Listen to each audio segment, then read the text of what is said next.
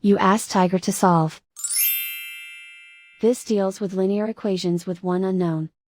The final result is n equals 78. Let's solve it step by step. Group all constants on the right side of the equation. Add 3 to both sides.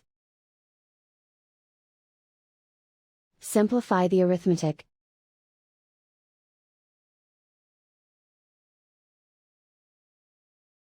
Isolate the n. Multiply both sides by 6. Group like terms.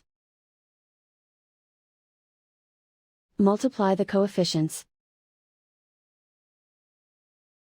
Simplify the fraction. Simplify the arithmetic.